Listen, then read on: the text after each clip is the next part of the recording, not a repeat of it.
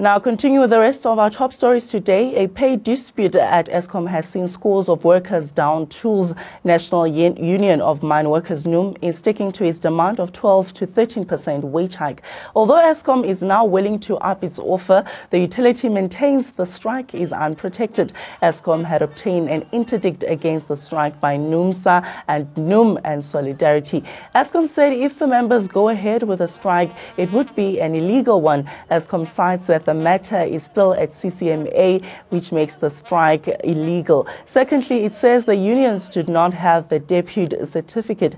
Eskom maintains that the utility falls under essential services. NUM, on the contrary, says the whole of Eskom is not engaged in an essential service and some employees should be allowed the right to strike. To engage, we are keen to settle as soon as possible because really we wouldn't like to see the situation that what Eskom wanted to see of proving whether the workers are angry as we've been presenting that to them.